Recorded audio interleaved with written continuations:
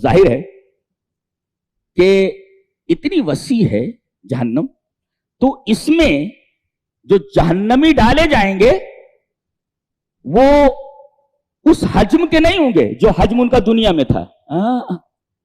ارے وہ آگ ایسی ہے کہ اس بدن کے ساتھ، بدن کے اس حجم کے ساتھ اگر اس میں ڈال دیا جائے مچھر کی طرح جل جائے گا، وہ مچھر کی طرح جل جائے گا.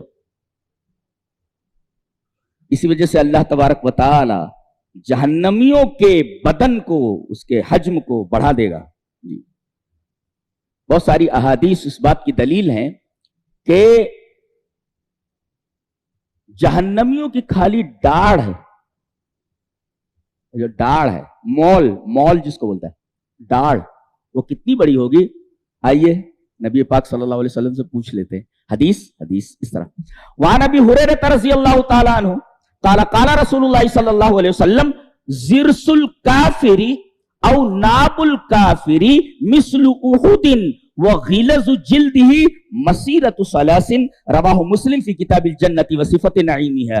حضرت ابو ہریرہ رضی اللہ تعالی عنہ فرماتے ہیں کہ نبی اکرم صلی اللہ علیہ وسلم نے ارشاد فرمایا کہ جہنمیوں کے ڈاڑھ کو اگر جاننا ہو تو جانو کہ یہ ڈاڑھ کتنی بڑی ہوگی، مول اس کا کتنی بڑی ہوگی. فرمایا گیا احد پہاڑ کے برابر.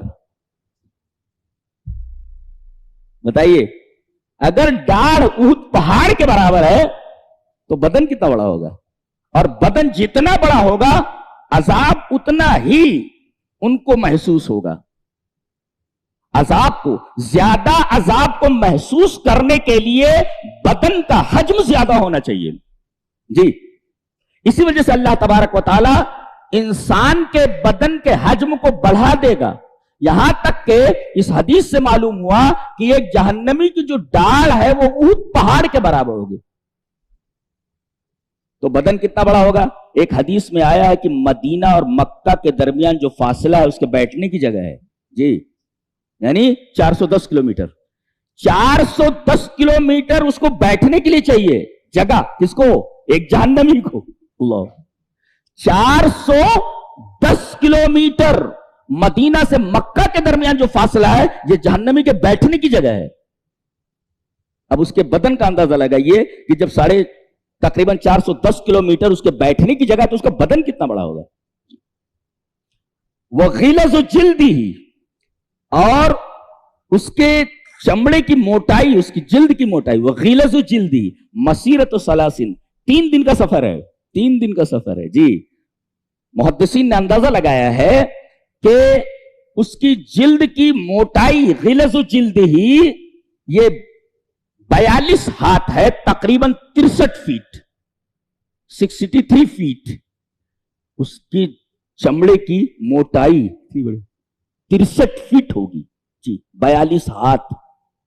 بیٹھنے کی جگہ مکہ اور مدینہ کے درمیان 410 کلومیٹر بیٹھنے کی جگہ، ڈاڑھ احد پہاڑ کے برابر. وہ غلظ جلد ہی 42 ہاتھ یعنی 63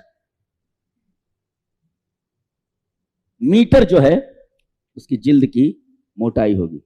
اللہ، یعنی جہنم کے عذاب کو محسوس کرنے کے لیے، اس کی شدت کو محسوس کرنے کے لیے آدمی کے حجم کا بہت بڑھا ہوا ہونا چاہیے، ورنہ اس حجم کے ساتھ اگر جہنم میں ڈال دیا گیا تو بھنگے کی طرح جل جائے گا، مچھر کی طرح جل جائے گا وہ.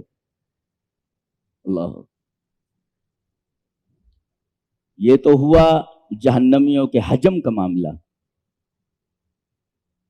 اچھا، یہ جو جہنم ہے یہ چلتی بھی ہے، حرکت بھی کرتی ہے اور بولتی بھی ہے، غصے میں بھی آتی ہے، چنگھاڑتی بھی ہے.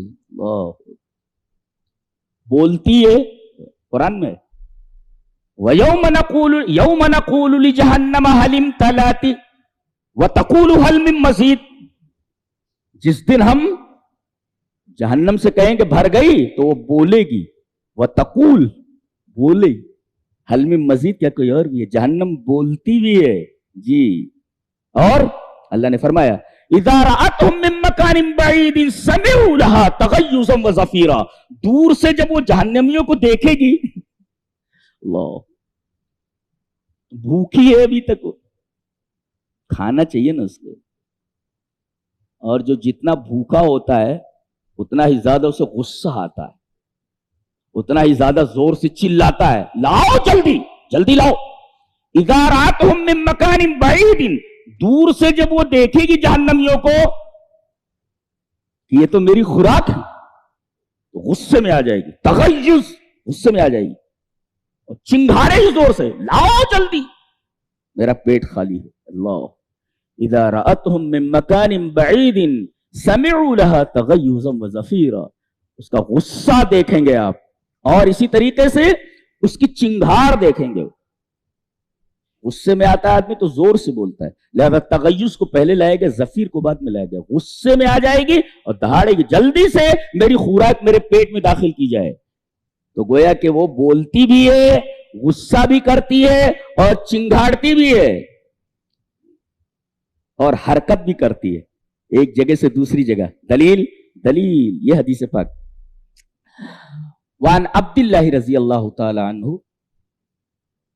قال قال رسول اللہ صلی اللہ علیہ وسلم یوتا بجہنم یومئذ لها 70,000 زمام مع كل زمام 70,000 ملک یجرونها رواہ مسلم فی کتاب الجنت وصفت نعیمها. حضرت ابو ہریرہ فرماتے ہیں, حضرت عبداللہ, پھر نبی کریم صلی اللہ علیہ وسلم نے ارشاد فرمایا کہ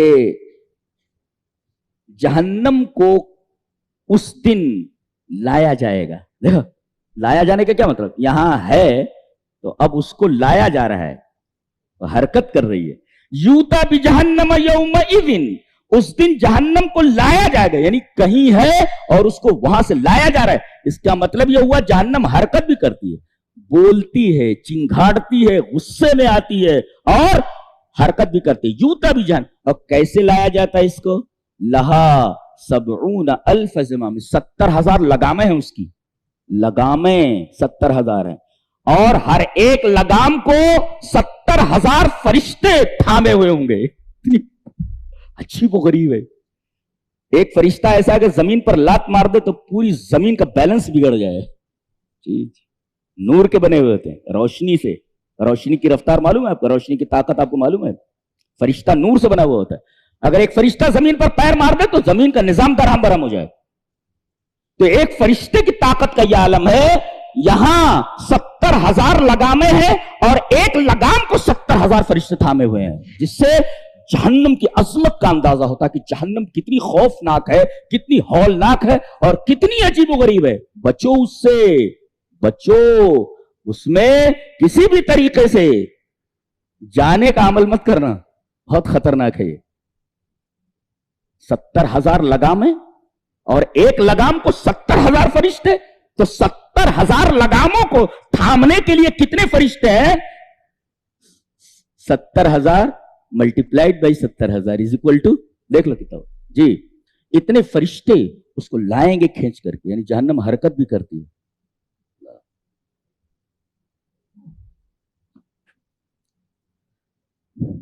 اس میں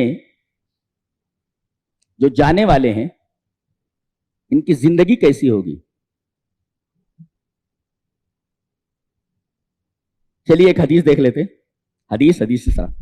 وعن عبد اللہ رضی اللہ تعالی عنہ قال, یعنی عبداللہ ابن عمر, وعن عبداللہ ابن عمر رضی اللہ تعالی عنہما قال قال رسول اللہ صلی اللہ علیہ وسلم اذا صار اہل الجنت الى الجنت واہل النار الى النار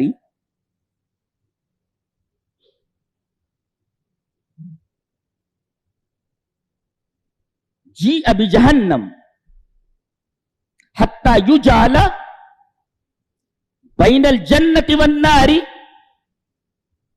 ثم یذبح ثم ینادی مناد یا اہل الجنت لا موت ویا اہل النار لا موت فیزداد اہل الجنت فرحا الى فرحهم وَيَزْدَادُ أَهْلُ النَّارِ حُزْنًا إِلَى حُزْنِهِمْ. رواہ البخاری فی کتاب الرقاق. حضرت امام بخاری رحمہ اللہ اس پوری حدیث کو ایسے ہی کتاب الرقاق کے اندر لائیں. راوی حضرت عبداللہ ابن عمر ہیں.